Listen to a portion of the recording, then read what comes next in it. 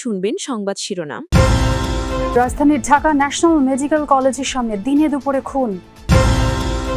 মুন্সিগঞ্জে আধিপত্য বিস্তার নিয়ে বিএনপির দুই গ্রুপে ব্যাপক সংঘর্ষ। দুই সাজ্জাদের নিয়ন্ত্রণে চট্টগ্রামের আন্ডারওয়ার্ল্ড, রাজনৈতিক ছত্রছায়ায় সক্রিয় বিশাল বাহিনী। বিরুদ্ধে ব্যবহার করে ভেদাভেদ সৃষ্টি ও নির্বাচন বানচালের ষড়যন্ত্র চলছে, অভিযোগ মির্জা ফখরুলের। ভোটের মাধ্যমে গণতান্ত্রিক রাষ্ট্র গঠনের চ্যালেঞ্জ। আসসালামু আলাইকুম। এতক্ষণ শুনছিলেন সংবাদ শিরোনাম, এখন শুনবেন বিস্তারিত। চালিয়ে দ্রুত পালিয়ে যায় দুর্বৃত্তরা। সিসি ক্যামেরার ফুটেজে দেখা যায় সকাল 11টার দিকে ঢাকা ন্যাশনাল মেডিকেল কলেজের সামনের রাস্তা দিয়ে বের হয়ে যাচ্ছেন মামুন। কিছুক্ষণ পরই মাস্ক ও ক্যাপ পরা দুজন দুর্বৃত্ত তাকে উদ্দেশ্য করে বেশ কয়েক রাউন্ড গুলি ছোড়ে।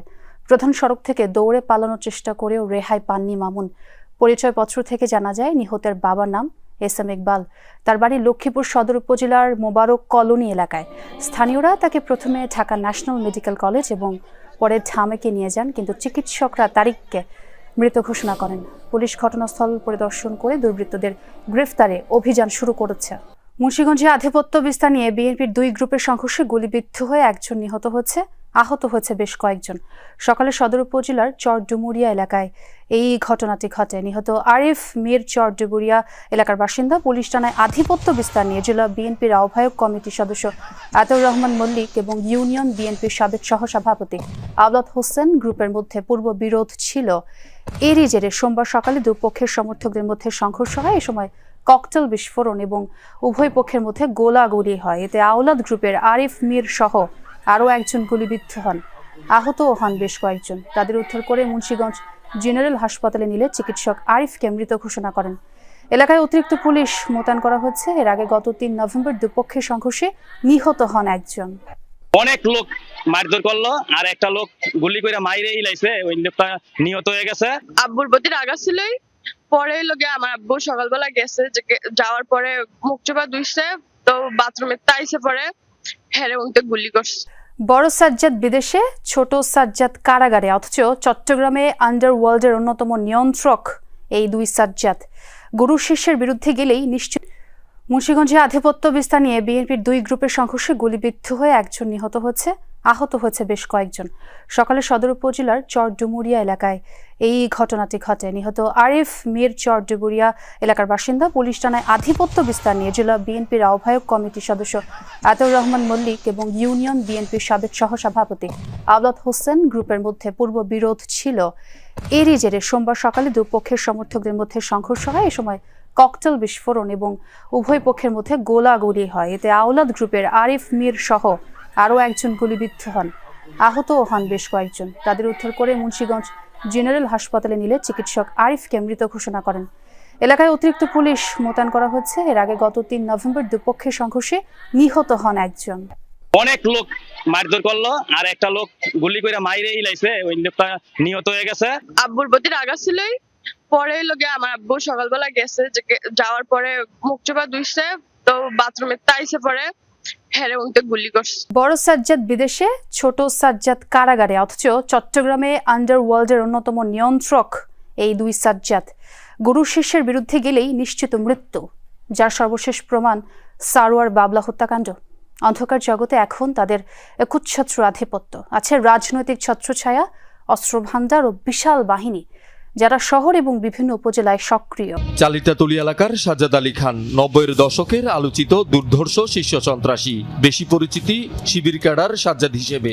2000 সালে বদধারাটে আলোচিত 8 মার্ডার মামলায় ফাঁসির দণ্ডপ্রাপ্ত। পালিয়ে প্রথমে দুবাই, পরে ভারতে গিয়ে সংসার পাতেন। সাজ্জাদকে ধরতে ইন্টারপোলের রেড নোটিশ জারি আছে এখনো। সরোয়ার বাবলা ও নুরুন নবী ম্যাক্সন ছিলেন সাজ্জাদের শিষ্য। 2011 সালে অস্ত্রসহ গ্রেপ্তার হন দুজনেই। ছোট সাজ্জাদ কারাগারে, অথচ চট্টগ্রামে আন্ডারওয়ার্ল্ডের অন্যতম নিয়ন্ত্রক এই দুই সাজ্জাদ। গুরু শিষ্যের বিরুদ্ধে গেলেই নিশ্চিত মৃত্যু, যার সর্বশেষ প্রমাণ সারোয়ার বাবলা হত্যাকাণ্ড। অন্ধকার জগতে এখন তাদের একচ্ছত্র আধিপত্য, আছে রাজনৈতিক ছত্রছায়া, অস্ত্রভান্ডার ও বিশাল বাহিনী, যারা শহর এবং বিভিন্ন উপজেলায় সক্রিয়। চালিতাতলী এলাকার সাজ্জাদ আলী খান 90-এর দশকের আলোচিত দুর্ধর্ষ শীর্ষ সন্ত্রাসী, বেশি পরিচিতি শিবির ক্যাডার সাজ্জাদ হিসেবে। 2000 সালে বদধারাটে আলোচিত 8 মার্ডার মামলায় ফাঁসির দণ্ডপ্রাপ্ত। পালিয়ে প্রথমে দুবাই, পরে ভারতে গিয়ে সংসার পাতেন। সাজ্জাদকে ধরতে ইন্টারপোলের রেড নোটিশ জারি আছে এখনো। সরোয়ার বাবলা ও নুরুন নবী ম্যাক্সন ছিলেন সাজ্জাদের শিষ্য।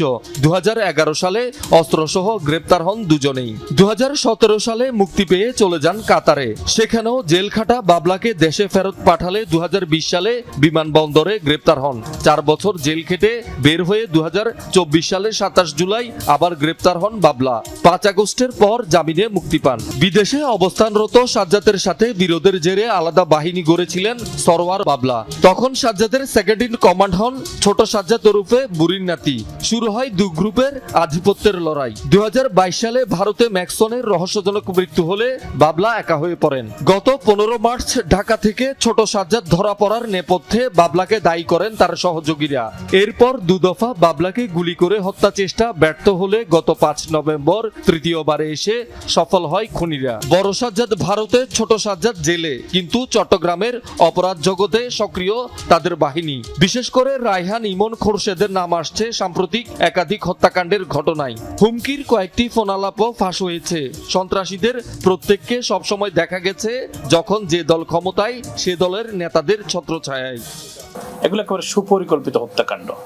এটা জেলখানার ভিতর থেকে পরিকল্পনা হইতে পারে, দেশের বাইরে থেকেও হতে পারে। এগুলো খতিয়ে দেখে পুলিশের জন্য, র্যাবের জন্য কোনো বিষয় নয়। তাদের কাছে এগুলো ফাইল আছে, তারা জানে কোত্থেকে কারা এই ঘটনা ঘটাচ্ছে। শিল্প, কলকারখানা, ব্যবসা প্রতিষ্ঠান, বাস ও টেম্পো স্ট্যান্ড, বালু মহালে চাঁদাবাজি, ঝুট ব্যবসা এলাকায় আধিপত্য, এসব নিয়েই আন্ডারওয়ার্ল্ডের এই দুই গ্রুপের বিরোধ। চট্টগ্রাম শহরের বাইরে রাউজান, ফটিকছড়ি, হাটাজারিতেও তাদের বাহিনী সক্রিয়। তারা কি পরিমাণ দুর্বিনীত হয়েছে, কি পরিমাণ অদম্য হয়েছে, দুঃসাহসী হয়েছে। তারা প্রশাসন থেকে শুরু করে বাংলাদেশ সরকারকে চুল পরিমাণ কেয়ারই করছে না। এই ফ্রাঙ্কেনস্টাইনগুলোকে কিন্তু বানিয়েছে কারা? এই দলগুলোই বানিয়েছে। দুই গ্রুপের আধিপত্যের লড়াই প্রকাশ্যে অস্ত্রবাজি ও দ্বন্দ্ব সংঘাতের জেরে ঘটছে একের পর এক হত্যাকাণ্ড। এরা এলিভেটরে গুলি করে, যার পরিপ্রেক্ষিতে পথে চলাচল রিক্সাওয়ালা থেকে শুরু করে সবাই আহত হইতে পারে, যে কেউ গুলিবিদ্ধ হইতে পারে। এখানে সেখানে যেভাবে গুলি বর্ষণ করতেছে, মানুষের কোনো জানমালের কোনো নিরাপত্তা আসলে আমরা পাওয়া যাচ্ছে না। ওরা কেন অস্ত্র নিয়ে এভাবে ওপেনে তারা গুলি করবে? এটা একটা আইন শৃঙ্খলার বা রক্ষা বাহিনীর একটা মানে নিরাপত্তা দেওয়ার খুবই একটা দরকার। তবে পুলিশের দাবি ভিন্ন। এগুলো হচ্ছে গুপ্তঘাতক এবং এগুলো বেশিরভাগই আমি মনে করি হায়ার্ড কিলার। এদের কোনো দলীয় কোনো আদর্শগত অবস্থা, এগুলো হায়ার্ড কিলার। এদেরকে গ্রেপ্তার করাটা সময়ের ব্যাপার মাত্র। আর এদের যে দলের যে প্রধান, সেগুলো তো কেউ বিদেশে আছে, কেউ জেলের ভিতরে আছে, ছত্রভঙ্গ অবস্থায় আছে। সম্প্রতি রাজধানীর ধানমন্ডি এলাকায় 5টি বিড়ালের চোখ নৃশংসভাবে খুবলে নেওয়ার ঘটনায় দানা বাঁধছে নানান রহস্য। অনেকের মনে প্রশ্ন, ঢাকা শহরে কি তবে ঘুরে বেড়াচ্ছে কোনো সাইকো